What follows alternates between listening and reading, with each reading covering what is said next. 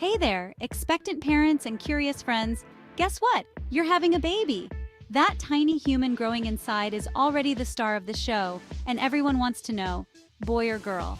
It's one of life's biggest mysteries, right up there with what is the meaning of life. And just like that head scratcher, everyone has an opinion.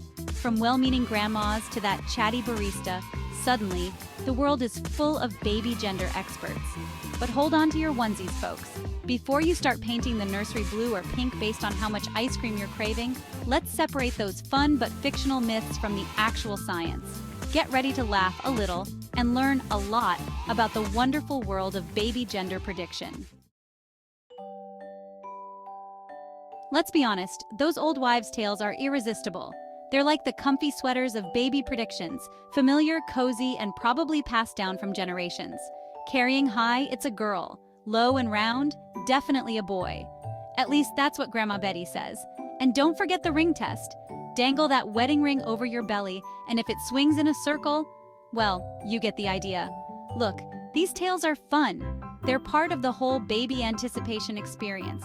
But let's be real. They're about as accurate as me predicting the winner of the Kentucky Derby. Spoiler alert, I have no idea.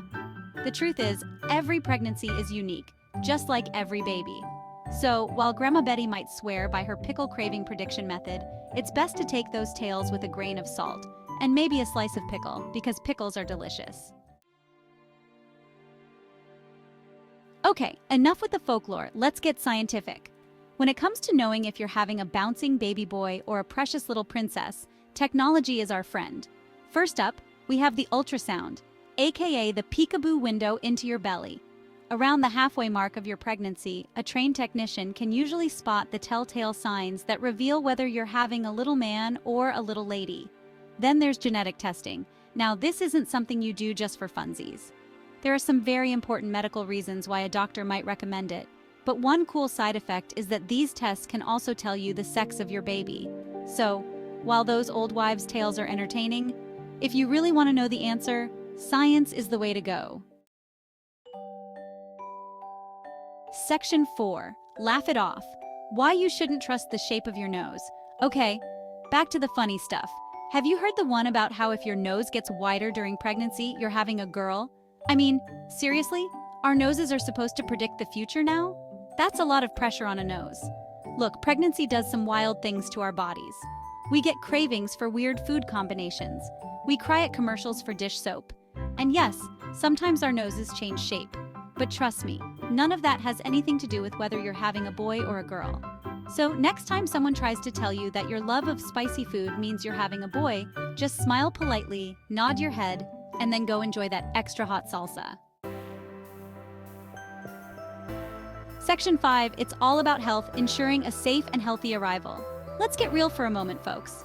While the whole boy or girl guessing game is fun and exciting, what truly matters is that your little bundle of joy arrives safe, healthy, and ready to rock this world. Focus on taking care of yourself, mama. Eat your veggies, get some rest, as much as you can with a tiny human tap dancing on your bladder. And don't stress too much about the little things, like whether you'll need a blue onesie or a pink one. Remember, every baby is a blessing, a miracle, and a chance to share your love with a brand new little human. Cherish these moments, and don't let the pressure of pink or blue steal your joy. Section 6. The grand finale, pink or blue, just let it be you. We've laughed, we've learned, we've maybe even craved a pickle or two. But as we wrap up our little journey into the world of baby gender prediction, let's remember the most important thing. It's not about the color of the balloons at the baby shower. It's about the love, the laughter, and the incredible journey of parenthood. So whether your little one turns out to be a she or a he, celebrate the amazing gift of life. And remember, the best thing you can do for your baby is to love them unconditionally, support their dreams, and teach them to be kind, compassionate, and amazing human beings. Because in the grand scheme of things, it doesn't matter if they're a boy or a girl. What matters is that they're yours.